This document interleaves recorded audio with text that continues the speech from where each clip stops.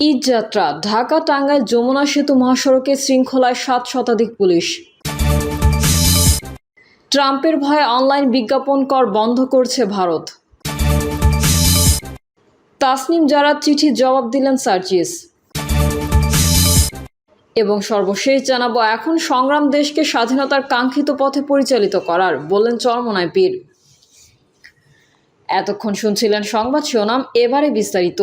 তবে তার আগে অনুরোধ থাকবে আমাদের চ্যানেলটি সাবস্ক্রাইব করে বেল আইকনটি ক্লিক করুন। ঈদযাত্রা ঢাকা টাঙ্গাইল যমুনা সেতু মহাসড়কে শৃঙ্খলা 7 শতাধিক পুলিশ। সড়কপথে শুরু হয়েছে ঈদযাত্রা। এতে ঢাকা টাঙ্গাইল যমুনা সেতু মহাসড়কে যানবাহনের চাপ বেড়েছে, তবে স্বাভাবিক গতিতেই চলাচল করছে যানবাহন। যমুনা সেতু দিয়ে গত 24 ঘন্টায় 24,097টি যানবাহন পারাপার হয়েছে। এতে টোল আদায় হয়েছে 2,26,86,500 টাকা।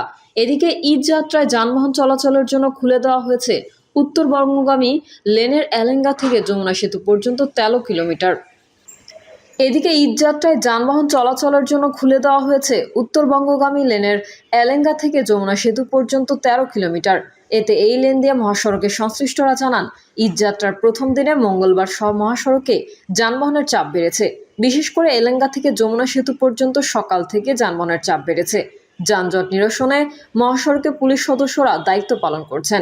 টাঙ্গাইলের পুলিশ সুপার মিজানুর রহমান জাগো নিউজকে বলেন, মহাসড়কে 4টি সেক্টরে ভাগ করা হয়েছে। বিকেল থেকে মহাসড়কের 7 শতাধিক পুলিশ দায়িত্ব পালন করছে। ট্রাম্পের ভয়ে অনলাইন বিজ্ঞাপন কর বন্ধ করছে ভারত। ডোনাল্ড ট্রাম্পের কর যুদ্ধের হুমকির পরে ভারত সহ বহু দেশেই নিজেদের কর নীতি নিয়ে ভাবনা চিন্তা করা শুরু করেছে। ভারতও ব্যতিক্রম নয়। গুগল ও মেটার মতো সংস্থার অনলাইন বিজ্ঞাপন পরিষেবায় যেই 6% কর নেওয়া হতো তা তুলে নেওয়ার প্রস্তাব গ্রহণ করতে চলেছে মোদি সরকার। 1 এপ্রিল থেকেই আর নেওয়া হবে না ওই কর, যা গুগল কর নামে পরিচিত। ট্রাম্প আগেই বলেছিলেন, যেসব দেশ মার্কিন পণ্যের ওপর শুল্ক আরোপ করবে সেই দেশের পণ্যের উপরেও পাল্টা কর চাপাবে আমেরিকা। এরপরেই তিনি ঘোষণা করেন, আগামী 2 এপ্রিল থেকে ভারত, চীন সহ বহু দেশের উপরই পারস্পরিক শুল্ক চাপাবে আমেরিকা। তার কথায়, অন্যান্য দেশ আমাদের উপর যে শুল্ক আরোপ করবে আমরাও তাদের উপর সেই শুল্ক আরোপ করব। আর এই পরিস্থিতিতে ট্রাম্পকে শান্ত করার লক্ষ্যে ভারতের এই উদ্দেশ্য, আর সেই কারণেই এই কর ছাড় মনে করছে ওয়াকিবহাল মহল। এদিকে সোমবার বিবৃতি দিয়ে হোয়াইট হাউসের তরফে জানানো হয়েছে যে দেশ ভেনেজুয়েলা থেকে তেল বা প্রাকৃতিক গ্যাস কিনবে তাদের উপর অতিরিক্ত শুল্ক চাপাবে আমেরিকা। আগামী 2 এপ্রিল থেকে চালু হবে এই নিয়ম। ভেনেজুয়েলার সঙ্গে যারাই বাণিজ্য করবে তারা আমেরিকার সঙ্গে বাণিজ্য করতে এলে অতিরিক্ত 25% শুল্ক দিতে হবে। প্রসঙ্গত, ভেনেজুয়েলার থেকে সবচেয়ে বেশি খনিজ তেল কেনে ভারত ও চীন। ফলে এই সিদ্ধান্ত আসলে ঘুরিয়ে ভারতের উপর ট্রাম্পের খাড়ার ঘা বলে মনে করছে কূটনৈতিক মহল। তাসনিম জারার চিঠির জবাব দিলেন সার্জিস। জাতীয় নাগরিক পার্টির জ্যেষ্ঠ যুগ্ম সদস্য সচিব ডক্টর তাসনিম জারার চিঠির জবাব দিয়েছে দলটির মুখ্য সংগঠক সার্জিস আলম। সম্প্রতি ঢাকা থেকে সৈয়দপুর পর্যন্ত গিয়েছেন উড়োজাহাজে চড়ে এবং বাকি 100 কিলোমিটার অর্ধেক পথ 135টি গাড়ির বহর নিয়ে এলাকায় পৌঁছান সার্জিস আলম। এত বড় আয়োজন কিভাবে হলো তার ব্যাখ্যা চেয়ে ফেসবুকে নিজের ভেরিফাইড আইডিতে একটি খোলা চিঠি দেন তাসনিম জারা। এরপরেই খোলা চিঠির জবাব দেন সার্জিস। পোস্টে সার্জিস আলম লেখেন, প্রিয় তাসনিম জারা আপু, আপনাকে অসংখ্য ধন্যবাদ। আপনার খোলা চিঠির উত্তরের পূর্বে 2টি বিষয়ে বলতে চাই। প্রথমত, আমাদের চিন্তা চেতনা ধ্যান ধারণা থেকে সবার আগেই যে বিষয়টি বাদ দিতে হবে সেটি হচ্ছে, একজন নতুন করে জাতীয় রাজনীতিতে এসেছে মানেই তার পরিবার সহায় সম্বলহীন, অসহায়, নিঃস্ব না। বিগত বছরগুলোতে আওয়ামী লীগের নেতারা চাঁদাবাজি, লুটপাট করে এসব কাজ করেছে বলে একই কাজ করে অন্যরাও সেটা করবে, বিষয়টা তেমন নয়। আমার এই মুহূর্তে কয়েক লক্ষ টাকা খরচ করার সামর্থ্য নেই মানে এই নয় যে আমার পরিবার, আত্মীয় স্বজনদের সেই সামর্থ্য নেই। দ্বিতীয়ত, কতিপয় সোশ্যাল মিডিয়া বুদ্ধিজীবী তাদের জায়গা থেকে যেভাবে রাজনীতিকে কল্পনা করেন সেটা কোনো আদর্শ পৃথিবীর চিত্র হতে পারে, কিন্তু বাংলাদেশের মতো বৈচিত্র্যময় চিন্তাধারা ধারণকারী জনগণ সম্মিলিত একটি দেশের এই মুহূর্তের চিত্র নয়। এমনকি বাংলাদেশের একটি জেলার রাজনৈতিক কালচারের সাথে অন্য একটি জেলার রাজনৈতিক কালচারেরও পুরোপুরি মিল নেই। তাই আমার চোখের সামনে, আমার আসনে যা দেখেছি সেটা নিয়ে অন্য আসনেও তুলনা করা যায় না। রাজনৈতিক পরিস্থিতি, দলগত অবস্থায় বিবেচনায় সেই ইকুয়েশনগুলো ভিন্ন হয়। আমরা নতুন বন্দোবস্ত চাই, কিন্তু নতুন বন্দোবস্ত বলতে আমরা যেটা কল্পনা করি সেটা 6 মাসের মধ্যে অ্যাপ্লাই করলে অলমোস্ট 95% ক্ষেত্রে জনমত হারানোর সম্ভাবনা থাকে। অলমোস্ট 95% ক্ষেত্রে জামানত হারানোর সম্ভাবনা থাকে। তার মানে কি আমরা নতুন বন্দোবস্ত চাই না?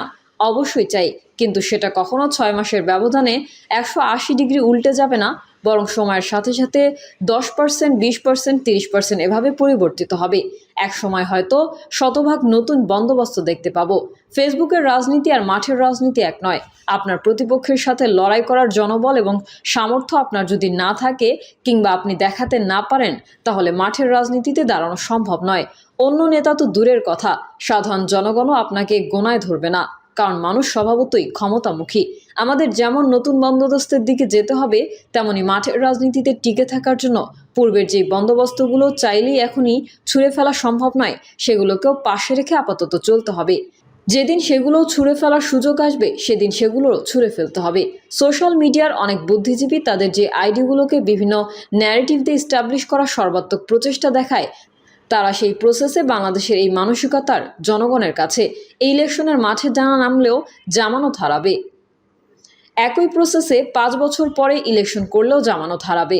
তারা শুধু আপনার পিছেই লাগতে পারে, কিন্তু কোন প্রসেসে আপনি মাঠে ইলেকশন করে জিতে আসতে পারবেন সেগুলো আপনাকে দেখাতে পারে না, কিংবা দেখালেও অনেক ক্ষেত্রে সেগুলোর মাঠের বাস্তবতা নেই। আমার তো অনেকেই চাঁদাবাজি, দখলদারিত্ব, মামলা বাণিজ্য, হয়রানি এসবের বিরুদ্ধে কথা বলতে বলতে মুখে ফেনা তুলে ফেললাম, কিন্তু এই অভ্যুত্থানের একটি অংশ আবার ওই একই কাজগুলো করছে। আটকাতে পেরেছেন কি? পারেননি। সবচেয়ে গুরুত্বপূর্ণ বিষয় হচ্ছে তাদের বিরুদ্ধে আমরা আপনারা অনেকেই কথাও বলতে পারছি না, আর বললেও তারা সেই কথা কানে নেয় না। কথা বলতে পারছি সেই অল্প কিছু নতুন করে চিন্তা করা মানুষের বিরুদ্ধে, যারা এখনও সেই কথা বলার স্পেসটা দেয় এবং সেই কথাগুলোকে রিসিভ করে। এবার কিছু তিক্ত কথা বলতে চাই।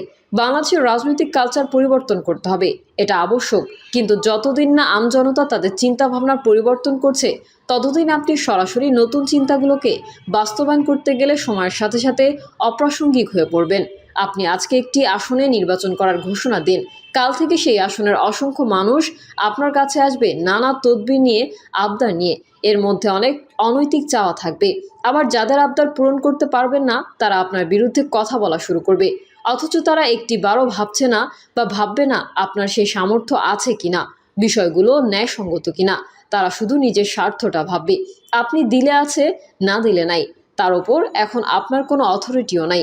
এক্ষেত্রে সরাসরি নতুন বন্দোবস্ত অ্যাপ্লাই করে দীর্ঘমেয়াদে অপ্রাসঙ্গিক হওয়ার চেয়ে সাময়িকভাবে নতুন পুরনো মিশেলে এগিয়ে গিয়ে যদি আপনি একটি অথরিটি পান কিংবা নির্বাচিত হতে পারেন, তখন বরং দীর্ঘমেয়াদে নতুন বন্দোবস্তর কালচার চালু করা এবং সেগুলো মাঠ পর্যায়ে বাস্তবায়ন করার সুযোগ বেশি থাকবে। আমি এটাকে মন্দের ভালো মনে করি। আর আমার এলাকায় ফেরার সময় এত গাড়ি, এত মানুষ তাদের আকাঙ্ক্ষা এবং ভালোবাসা নিয়ে আমার জন্য অপেক্ষা করবে এবং আমাকে সঙ্গ দেবে, এটা আমিও কল্পনা করিনি। আমার পরিবার, আত্মীয়স্বজন, বন্ধুবান্ধব এবং জেলার অনেক শুভাকাঙ্ক্ষী তাদের ব্যক্তিগত উদ্যোগে অর্ধেকের বেশি গাড়ি নিয়ে গিয়েছিলেন, যেগুলোর ব্যয় আমাদের বহন করতে হয়নি।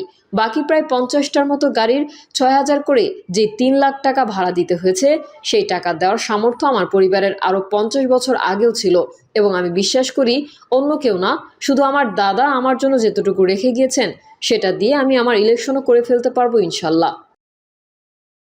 প্রিয় দর্শক, এই ছিল এখনকার সর্বশেষ সংবাদ।